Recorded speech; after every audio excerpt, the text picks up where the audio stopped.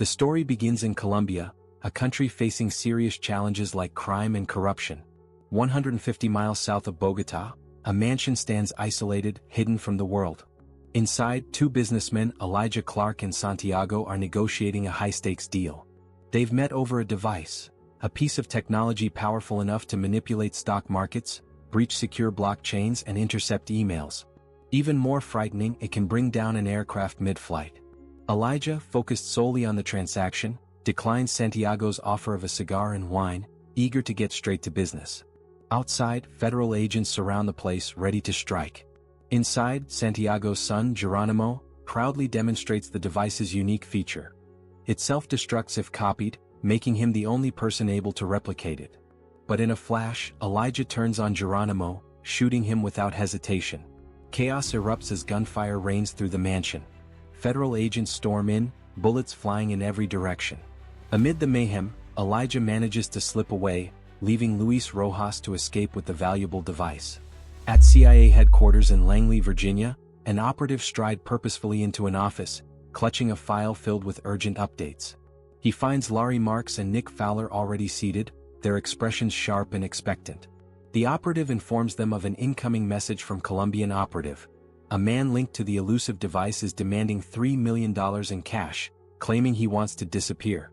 Laurie, wary but intrigued, asks if this man has reached out to any other agencies. Laurie and Nick exchange a knowing look before heading to the training room, where Mace is sparring with a colleague, immersed in an intense fighting practice. Without preamble, Laurie calls out to Mace, letting her know she's got the job.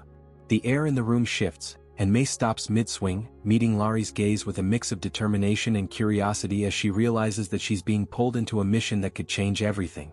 In her apartment, Mace is meticulously preparing for the mission to Paris, organizing passports and packing bags with everything she might need. She's focused, running through her mental checklist while Nick joins her, the two strategizing on their undercover plan. They decide to pose as honeymooners to blend in, using the romantic cover to disarm anyone who might suspect their true intentions. In a brief pause from planning, Nick's eyes soften and he reaches for her, leaning in for a sudden kiss. Mace is momentarily taken aback, frozen as she processes this shift in their relationship. Though shocked, she finds herself considering the possibility, weighing the risk of complicating their friendship. She decides to give it a chance, and moments later, the two find themselves wrapped in each other's arms, their professional boundaries fading for just one night.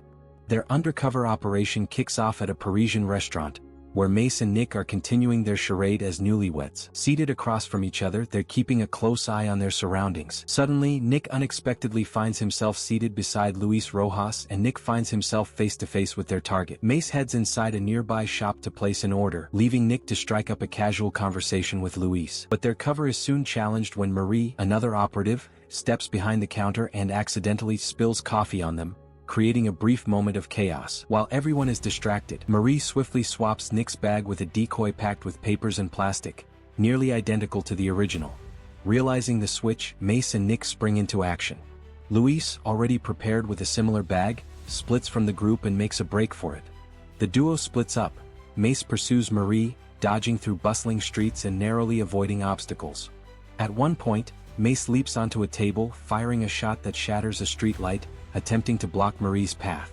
But Marie, resourceful and quick, jumps onto a motorbike, throwing obstacles in Mace's way as she speeds off. In the end, Mace nearly has her but falls short as Marie escapes by slipping into the crowd. While Mace chases Marie, Nick sprints after Luis in a different part of the city, weaving through traffic and shouting for him to stop. Luis glances back, trying to flag down passing cars to stall Nick, but Nick stays hot on his heels. At one point, Luis commandeers a bike, speeding up in an attempt to lose Nick, but Nick leaps onto a nearby car, keeping pace. Finally, just as Nick thinks he's closing in, Luis swerves into an alley and disappears, leaving Nick frustrated and empty-handed. Back in his hotel room, Luis paces restlessly, tension mounting. There's a sudden knock at the door, and Luis hesitates before answering, assuming it's room service. But to his surprise, he opens the door to find Graciela Rivera standing there. Graciela, a calm but determined figure, steps inside, immediately cutting to the chase. She demands to know what Luis plans to do with the device, her tone cool but her eyes sharp. Luis tries to brush her off, feigning ignorance about her concerns, but Graciela presses him, warning that his actions carry heavy consequences. Luis, taken aback, remarks on her presence in the field, hinting that he expected a different kind of operative. Graciela, unfazed, assures him that she's here to help, insisting that he can still do the right thing. Though skeptical, Luis starts to see that Graciela may be the only person he can trust in a world suddenly full of enemies. In Berlin, at the BND headquarters, Muller and Marie leans over a monitor, closely examining fingerprints lifted from the swapped bag. Her team concludes that the prints belong to a CIA operative, confirming that the agency has a hand in this affair. Jonas Muller, her superior, insists they handle this delicately to avoid escalating tensions. But Marie, who has worked tirelessly to prove her worth, argues passionately for leading the mission. She knows more about the device than anyone else and doesn't want to waste time with unnecessary bureaucracy. Jonas, cautious but sensing her determination, finally agrees to let her take point. Marie, undeterred by the risks, sets out with a single-minded focus, her every move fueled by the relentless drive instilled in her training. Inside a CIA safe house nestled in the bustling Montmartre district of Paris, Mace faces Grady and Laurie Marks, who intervenes to keep the meeting from becoming hostile. Grady is furious, criticizing Mace for losing the agency's $3 million package. As Laurie tries to cool tensions, Mace absorbs another blow. Nick, her partner, has been killed while pursuing the target. She listens in stunned silence as Marks reveals that Nick's body has been positively identified. Though shaken, Mace steels herself, setting aside her emotions. She firmly assures Grady and Laurie that she will recover the device, despite Grady's doubts about her capabilities after the recent setbacks. Ignoring his cynicism, Grady leaves the room, resolved to see this mission through to the end and honor Nick's memory. In London, Khadija Adiyim, a cybersecurity expert, stands in front of an attentive audience, presenting a lecture on the latest in cyber threats. Suddenly, she receives a discreet message from Mace, who urgently needs her help in retrieving the lost package. Initially reluctant to leave her quiet, predictable life behind, Khadija reminds Mace that she is no longer in the field. But later that evening, Khadija finds Mace waiting for her at home, pleading for her assistance and laying out the gravity of the situation. Mace shares that the package they are after is no ordinary item. It is a tool capable of immense destruction. Saddened and shocked by the loss of Nick, Khadija eventually agrees to help, realizing that only she has the skills necessary to trace and analyze the device's digital footprint. Together, they sift through surveillance footage, uncovering vital information on Marie's involvement and managing to identify Luis's current location in Paris. They prepare to track his movements across the city, each step bringing them closer to intercepting the dangerous device. Back at the hotel, Luis invites Graciela to stay a little longer, seeking her company in a rare moment of vulnerability. Graciela declines gently, but Luis begins to voice his doubts, realizing that if he hands over the device to intelligence, his freedom will be forfeit. Graciela tries to assure him, drawing parallels between his choice and the countless sacrifices agents make to secure a better world. Suddenly, their conversation is interrupted by a phone ring. Graciela informs Luis that 4 agents are downstairs looking for answers. Exiting the hotel, they find Marie observing them from afar, her eyes tracking their every move. When Luis heads to a nearby fish processing company to retrieve the device, he is unknowingly followed by Mace, Khadija, and Marie, each intent on securing it. As the tension mounts, Marie confronts an agent, dispatching him quickly and drawing closer to her target. Luis glances back, noticing the chaos unfolding and realizing the operation has gone awry. Mace, now face to face with Marie, seizes her by the arm, and they struggle in a cold storage room, each fighter matching the other in skill and ferocity. Meanwhile, Khadija continues tracking Diego, who gunned down Luis, alerting Mace over the radio. Graciela cries out in desperation, imploring someone to come to their aid. In the dim lighting of a safe house, Graciela finally manages to call her family in Bogotá, Colombia, reassuring them with a fabricated story about being at a conference in Mexico. Marie cuts the call short, demanding to know the device's location.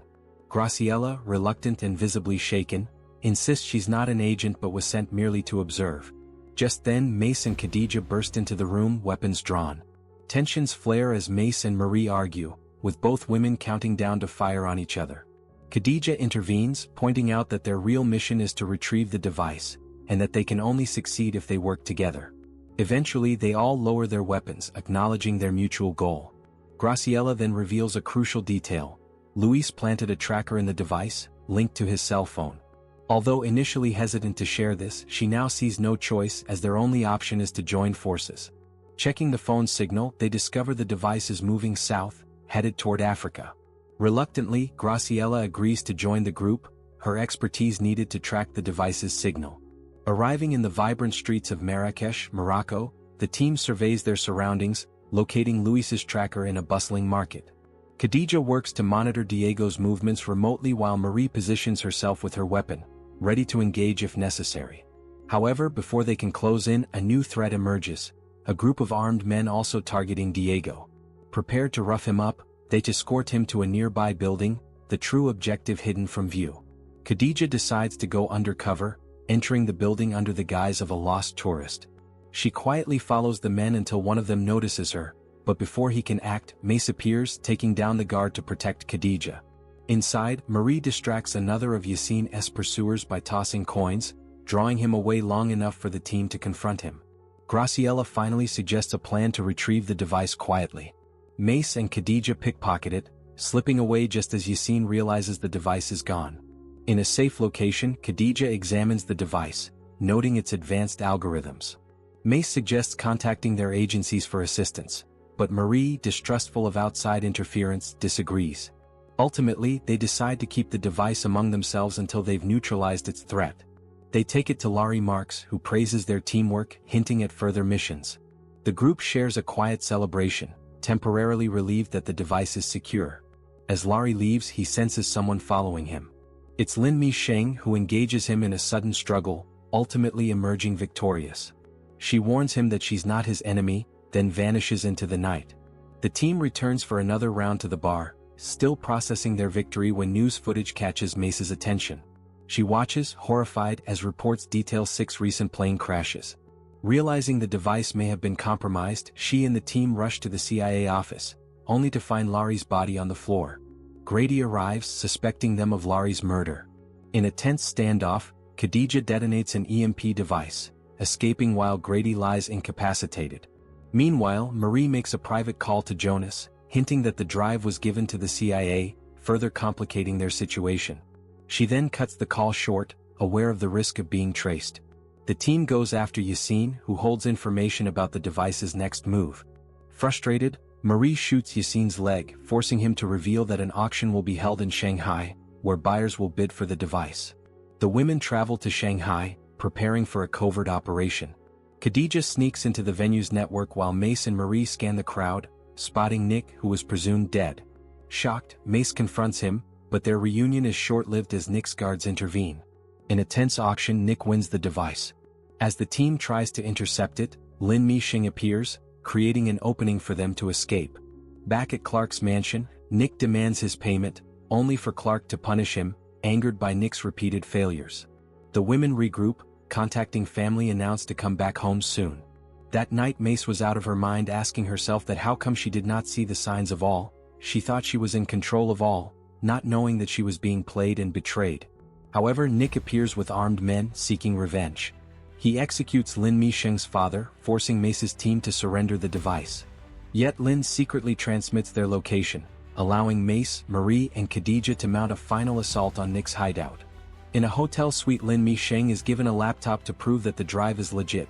However, she told Nick that the system will take time to decrypt, knowing that she delays an event for her team to reach location. As the team reach the hotel, they prepare C4s to blow the building down. Khadija hacked building surveillance to access security and noticed that Lin is almost done with the decryption. In a climactic battle, Mace confronts Nick, narrowly evading his attacks. Graciela, in an unexpected act of courage, fatally shoots him, saving Mace. The women destroy the device, ensuring it can never be used again. Months later, Nick reappears, his vendetta driving him to confront Clark. Clark mocks him, but Nick shoots him, ending their twisted alliance. In Washington, D.C., Nick assumes Marks's role. However, Mace and her team infiltrate his apartment, determined to bring him down. She tells him he'll face a lifetime in prison, finally avenging their fallen comrades and securing peace for their loved ones. As the dust settles, the team emerges from the darkness of their mission forever changed. With enemies vanquished and alliances shattered, they've succeeded in protecting the world from an unspeakable threat. But victory comes at a cost. Betrayals and sacrifices weigh heavily on their hearts, and the lines between friend and foe are forever blurred. Each agent returns to their corner of the world, bearing the scars of battle, haunted by the choices they made in the face of impossible odds. Their paths may cross again, but for now they carry forward, knowing they've done their part to keep the world safe, if only until the next shadow rises. If you enjoyed this recap, don't forget to hit that like button and subscribe for more movie breakdowns. Leave a comment. Until next time, thanks for watching.